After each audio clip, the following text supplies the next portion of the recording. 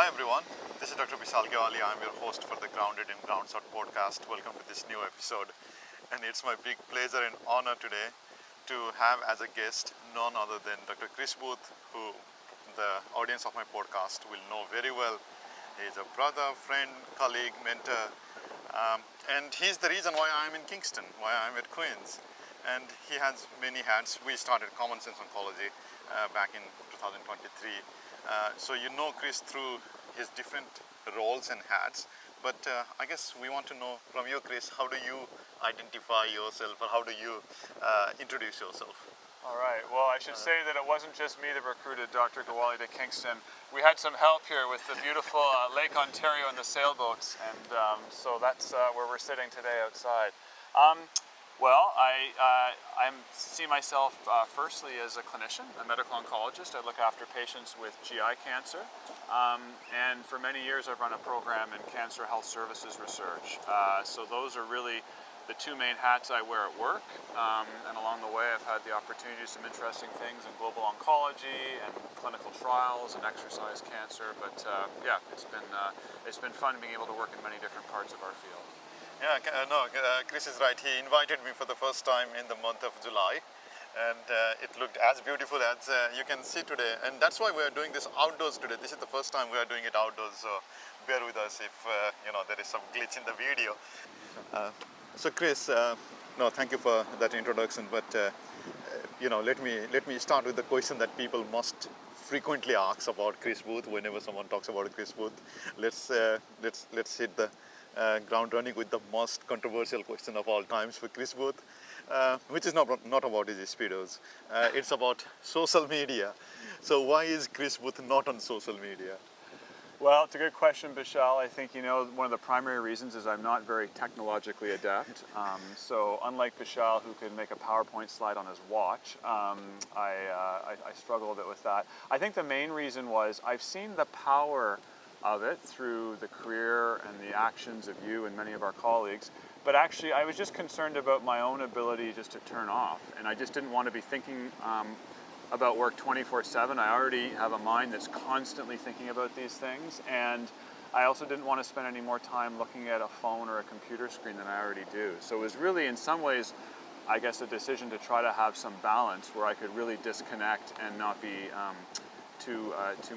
constantly on work mode. Mm-hmm. That's an amazing answer, which reminds me of what you told me when I first moved to Queens. One of your advice for me was, I used to keep working even when I'm on vacation or holidays, and one of the first advice that you gave me was, Vishal, as your older brother, I need to advise you that when you are away from work, you should totally sign off and don't respond to emails. And that has been a very valuable advice. But I guess you have not been able to follow that. Lately not. Lately things have got pretty busy. So I struggle, like all of us, I struggle to balance these things. But I think, a career in medicine is incredibly fulfilling, and in academic medicine in particular, there's many interesting projects and opportunities. But I think it's really important to be able to switch things off. And it's a balance I still struggle to find, having now been doing this for 20 years, but I think it is really important. We certainly work hard, but then I think it's good for ourselves and for our patients and for our families for us to be able to take some time away from work.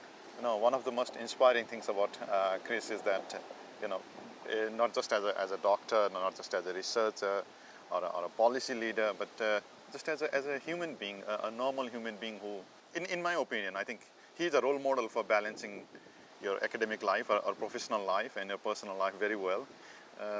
You have 4 kids, one wife, and you have been a great dad. I look at the way you have raised kids. They were very young when I first moved to Queens, and now some of them are in university, some of them are about to go to universities, and in your talk about the exercise trial, you sometimes use that as the timeline in the Booth family. Exactly, right. exactly. Right. But it's very inspiring to see and learn from Chris about how you don't have to sacrifice one for the other, how you can manage to excel in both those things.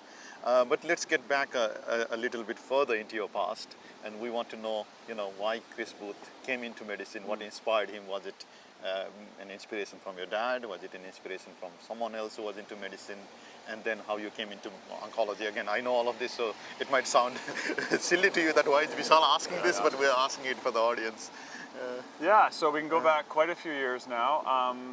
I knew quite young I wanted to go into medicine. My father was a physician, a gastroenterologist. I was not adept with my hands, so I could not become an endoscopist. So I became a colon cancer chemotherapist instead. But so I just saw, his life. I knew I was interested in science and also in working with people and helping others. So it was actually a fairly straightforward decision for me to go into medicine. I entered medicine, I studied actually biology and history as an undergrad and spent my summers in northern Canada. We were talking about that when we were walking over here.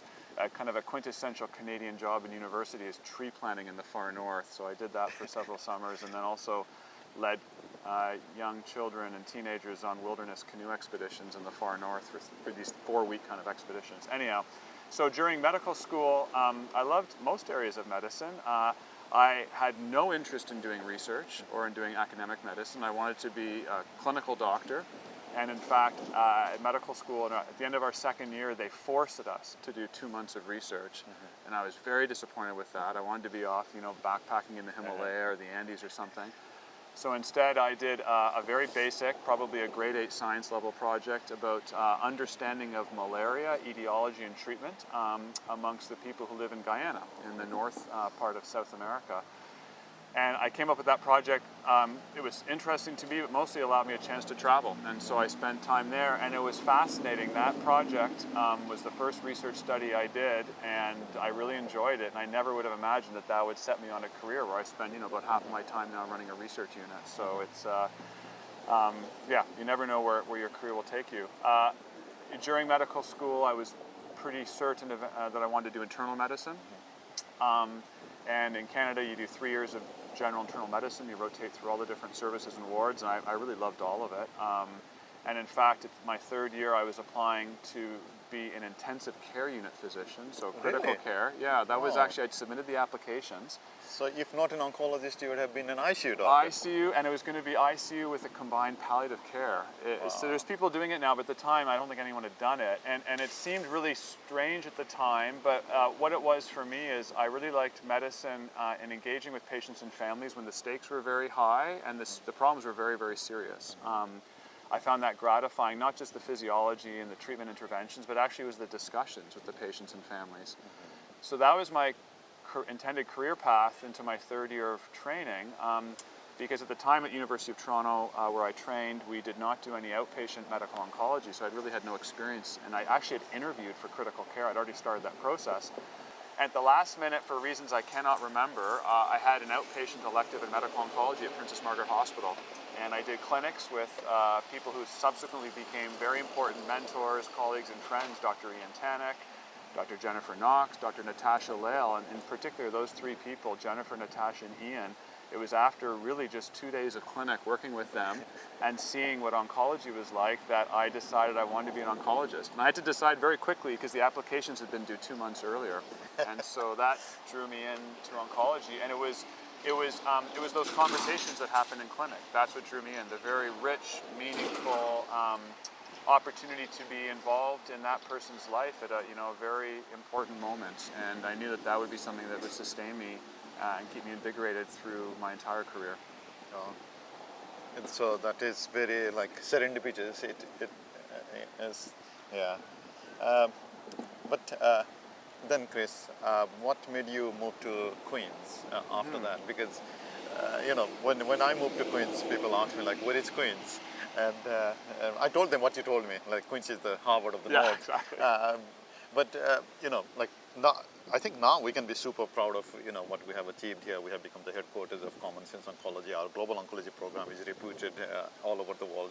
But at your time, I'm assuming Toronto, Montreal, Vancouver would have been the most. They were the big common, centers. yeah. They were the big centers. But I mean, Queens has a long-standing history in excellence in clinical trials because since the early 1980s, our only national cooperative trials group, the Canadian Cancer Trials Group, is based here in Kingston. And so I loved my training in Toronto and finished up at Princess Margaret in Sunnybrook. And in Canada, after your clinical training, it's quite common if you want an academic position to go away somewhere for a year or two to get some academic skills. And so for me, I came to Kingston to be a trials fellow. So I came to be a research fellow at the Canadian Cancer Trials Group. It was a 2-year program. You were very interested in doing clinical trials at the time? I was interested in clinical trials at the time. And I also knew Kingston. I'd gone to medical school here, and it was a nice, as you know, university town on the lake. So I thought it'd be a nice place to live. We thought we'd be here for a year or two and then go back to Toronto to Princess Margaret Hospital. And so I came here. At that time, we had, I guess, one baby, and during my fellowship had a second one. And over time it became quite clear this would be a great place for us to settle, both from a family perspective and also to build a career, both clinically and academically. Was it Elizabeth who hired you? Elizabeth was a formative mentor and continues to be, and so I worked very closely with Elizabeth Eisenhower, Joe Pater, and Ralph Meyer during my time at the Trials Group. And at the time, although I was officially a research fellow at the Clinical Trials Group, I started doing work with Bill McKillop and Mike Brundage and the health services researchers at the Division of Cancer Care and Epidemiology. And that was really a pivotal moment. And again, it was Ian Tannick who kind of encouraged me to meet with that group as well.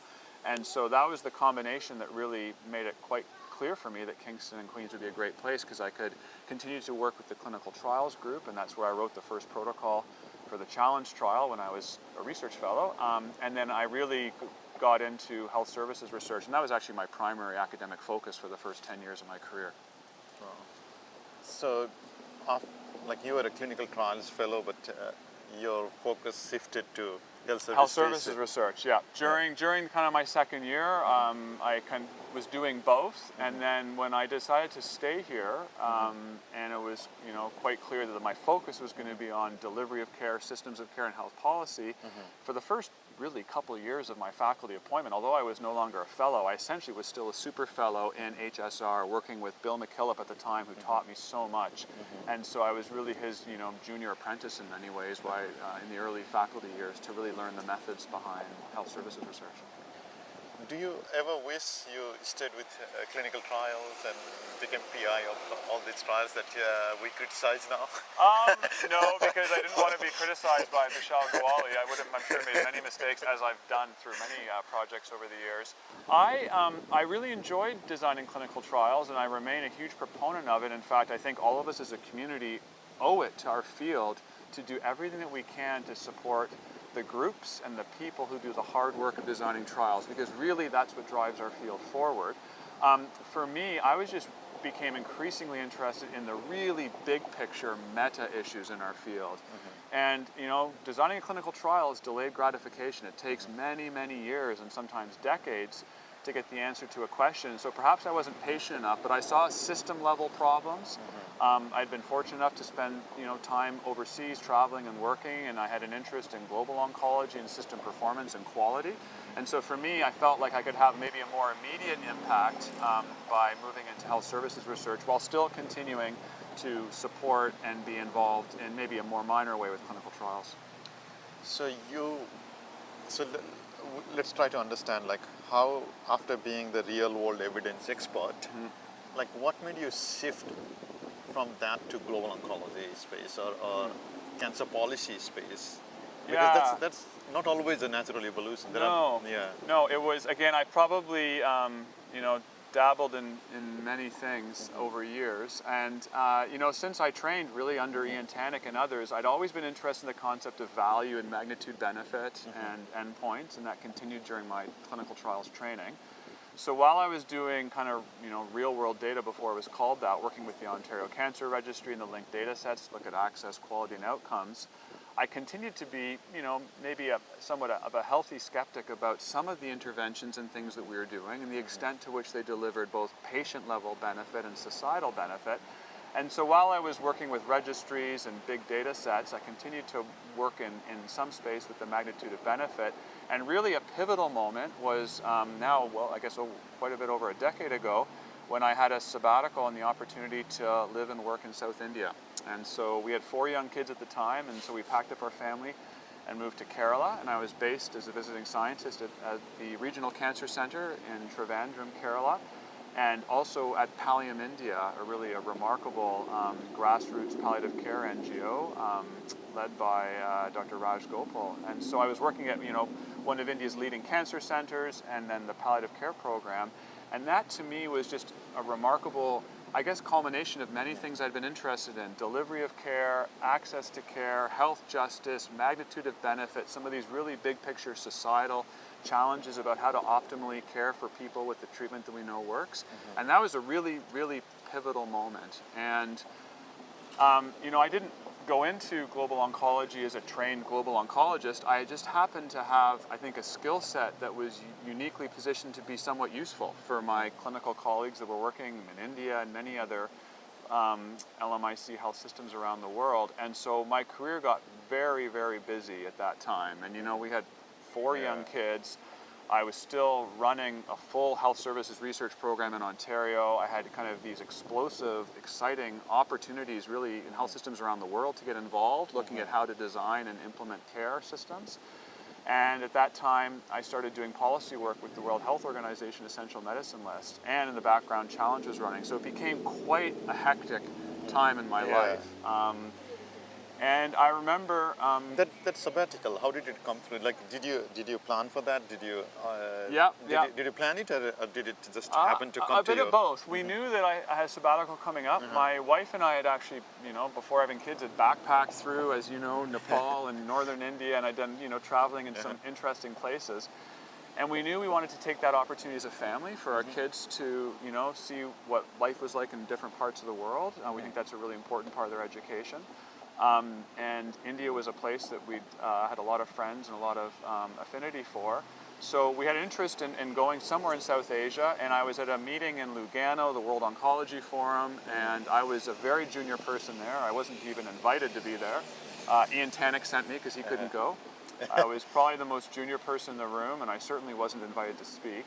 But on day 2, the whole topic was on access to care and health systems in low-resource settings. And a guy that I didn't know at the time, who's since become a very close friend and colleague, Richard Sullivan, was unable to show up to give the keynote lecture because he was off, I think, dealing with Ebola at the time somewhere, which is classic Richard. And so anyway, I was asked to, at the last minute, give a talk about the work I did. And so I was in this room in front of the kings and queens of global oncology talking about measuring health system performance, access, quality, value.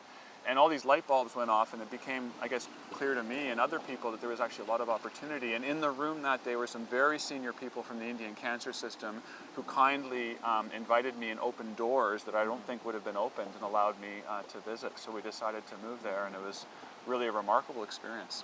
And that became like the first of, I think that became like the beginning of the rest of your academic life. There is a clear before India, Chris, and after India, Chris. It really did. My dancing improved. It still has a lot of room for improvement, as you and your Nepali colleagues will attest to. But it's been a hugely gratifying part of my career, being able to engage with friends and colleagues around the world, to learn from other health systems, to bring back ideas that I've seen in other health systems here to Ontario and Canada, and to try to teach and maybe provide some insight into the things that I've learned along the way. And from there to cancer policy and Common Sense Oncology. Let's complete the loop. Yeah. So, well, as I mentioned, it became very challenging to balance everything, and I was flying back. So, I had the sabbatical in India, and I've kept very close roots there and in other countries, including Nepal and Sri Lanka, and so I, still go back and forth a couple times a year. And I was flying back one trip, maybe a year later, and it was becoming clear that something had to change. It was not going to be sustainable for me to keep doing the many things I was doing. And I don't know what inspired me to do this, but I think I was updating my CV for like an annual report. And so I actually started going through the list of publications I've had in the previous 5 years, and I color-coded them with like a highlighter, green, yellow, and red. And green was the stuff that I thought was fairly impactful and might have had a difference in directing policy systems or clinical care. Yellow was stuff that was not really impactful, but might have made some small difference somewhere. And the red papers were papers that were, scientifically sound, but, projects that really probably didn't make much of a difference in impact. And when I looked at it, there was more red stuff on that page than I wanted. And I felt like, I was probably around 40 at the time. And I said, Oh, I thought you were around 48 now. Yeah. Thank you, Michelle. I felt, life is short. Our careers are short. I've been, privileged to, grow up in Canada, be given this career and this opportunity, and I had protected time to essentially do whatever I wanted to from an academic point of view. And so I asked myself, where can I actually make the biggest contribution? And it became clear that the classical HSR work I was doing in Ontario was taking a lot of my time, and there were many other people that could do it. And I think I'd kind of got to the point where I was ready to move on and do something different. And so I made a huge reduction in the size of my Ontario program. And so really, radically shifted my time allocation and where I was putting my energy and creative thinking to create space to really dive back into the value space, which is something I've always cared about, kind of the patient perspective of value and the system level perspective, and to really do a deep dive in global oncology. And that's where, you and I started working together, and some of my closest friends now are colleagues from LMICs that I've learned from and worked with since then. And so that really, I think, was an important inflection point. And it was just a few short years later that you and I met, and we started working together with colleagues at the WHO. And then, fast forward a few more years, and the Common Sense Oncology Initiative was born. So, Chris, let's get to know non-work part of you more. I really respect, for all of your academic achievements, but also being a good human and balancing your personal life, but also you have the dose of spirituality in you that you always take with you, and it's not just you go to these hardcore meditation retreats, you get lost for weeks or two. How does spirituality is infused into your daily life, like your clinical work, academic work, your personal life? What role does it have in you?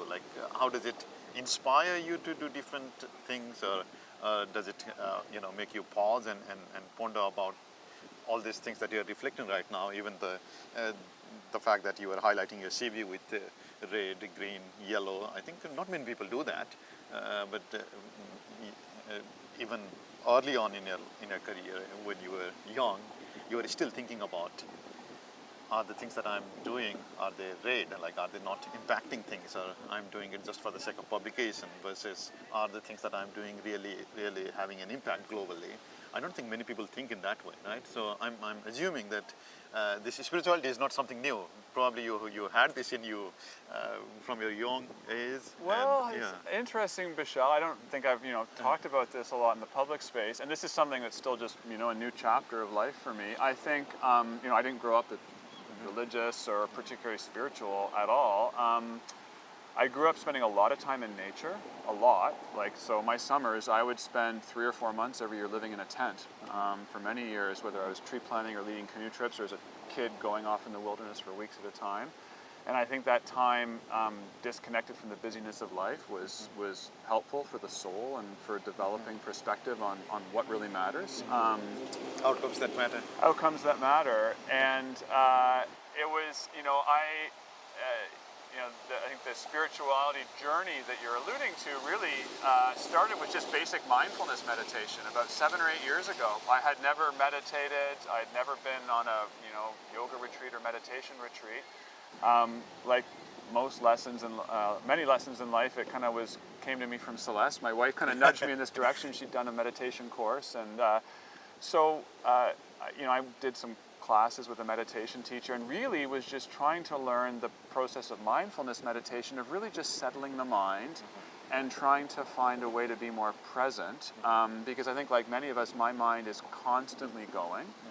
And as we learned, as you learned from an early age growing up in Nepal, where a lot of these ideas are perhaps more mainstream, we spend a huge proportion of our time playing a movie about what might happen in the past, planning, thinking, anticipating all these scenarios that may or may not happen, or replaying an old movie about things that happened in the past that we cannot change. And obviously we need to plan for the future, and it's good to learn and reflect from the past, but we spend very, very little time living in the present moment. And this is something I've struggled with, and I think, I stumbled into mindfulness meditation as a, real amateur, and I still am. And so I read some books and started doing a semi-daily practice of even just 10 or 20 minutes a day of quiet mindfulness meditation. And then what you're alluding to was my very deep dive into it.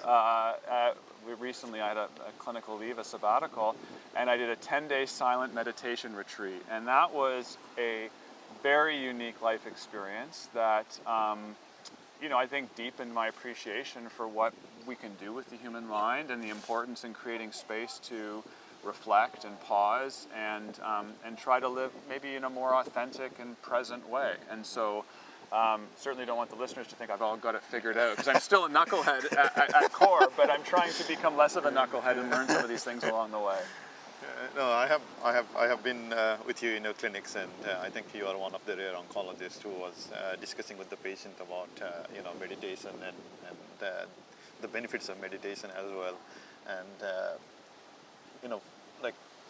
I think as oncologists we don't try to talk as much as we should about death and dying, although we face this every day in the clinic. For some reason, I don't think 3 or 4 of us get together and have drink and talk about losing our patients and things like that. Although it does affect us, but for some reason we keep it to ourselves. I don't know how you deal with that. I don't know if you share it with the family. I sometimes share it with the family, but I usually don't. I don't see any point in going home and sharing those, let's say, sad news with the family. Yeah. But it does affect us, right? And I guess what I'm trying to discuss with you is, given all this background, do you think about your own mortality sometimes, and do you try to think about the value of your own work based on impending mortality? It's always there, right? We just don't know when it's going to happen, but one day we are going to leave, and I think you are the only person with whom I can have this discussion in a podcast, because this is not an easy conversation to have with people that you are not connected with. And the other thing is, one is about your own mortality, but the other thing is, how do you deal with suffering of people around you? Like our patients are we are grateful for all the modern innovations that we can relieve many people of their suffering, but eventually some of our patients, they will suffer and die.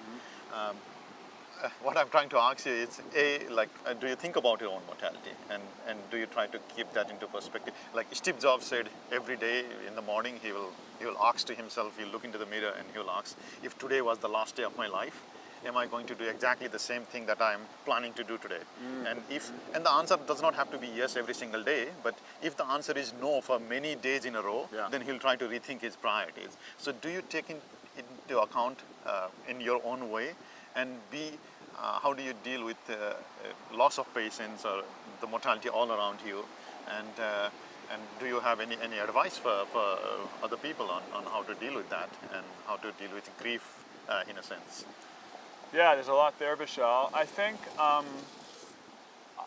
don't think I considered mortality much when I was younger. I think that's something that maybe we do as we get a little bit older and we start to experience personal losses. I think the inflection point for me, when I was around 40, is I'd, been lucky enough to achieve some of the, external things that we chase in our career, and I realized that these things are fleeting and not necessarily something that's fulfilling. And for me, it became more about internal value and finding something that really brought me joy and satisfaction internally, which is why, when I looked at my work portfolio, I wanted to stop doing the things that didn't feel like they were really making as much a difference as I wanted to.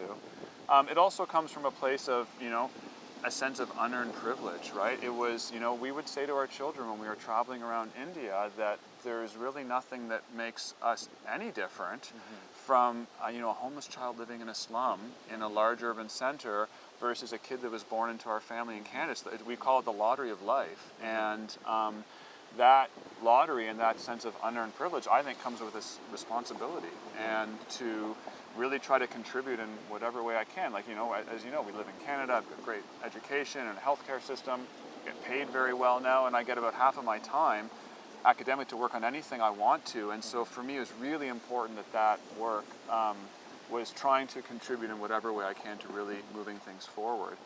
To answer your more philosophical question, I think, and I don't know if this is an age thing or a sense of loss thing, but certainly when my dad, who died just over a year ago of ALS, when he was initially diagnosed, it really brought those things home, in a very personal way. My dad was a fit, retired physician, a lifelong runner who got me into long distance running. And it was just, we know intellectually that we're all going to die one day. And in fact, as oncologists, we're surrounded by it all the time. And I think that's maybe one of the, as hard as it is, I think it might be one of the unspoken privileges of being an oncologist, is we're faced to see that so often that, it probably helps us maybe gain perspective to try to find meaning and purpose in our own lives outside of work, because we can see how fleeting life can be. And so, I think that it is something you reflect upon, and to spend time with the people that you love, to let them know that you care about them, to try to be a good person, leave the world in a slightly better way than when we all arrived. As an interesting thing I read in, I think it was probably a Buddhist philosophy book recently, which was, how would life feel if we all lived forever? Mm-hmm. On the surface, it sounds like a great thing, but it would take away much of the sense of urgency or beauty or poignancy or the special nature of some of these moments we have. And so, we're getting pretty deeply philosophical here, but still, I think these are important things to reflect about. And maybe, as you get more, as one day you'll get deeper into middle age, maybe you'll start thinking about these things more. But to answer the other part of your question, it still affects me when, things go badly for a patient, or just the inevitable happens and a patient dies from a terminal illness, and it is sad. It's very sad. I will, sometimes talk about it in general sense with my wife. Often, with tough cases, you or I, or our clinical group is very close, and we'll, have informal discussions about that. I don't think we talk about it perhaps as much as we should have. I often thought, actually, when I was in training and kind of in the early years of my career, it'd be helpful. Maybe they do this now in some training programs, where the residents, fellows, and even the attendings get together, once every couple of weeks or once a month with even like a therapist or a psychiatrist to moderate a discussion about grief and how to process it, because it is a lot. It can feel like a lot sometimes.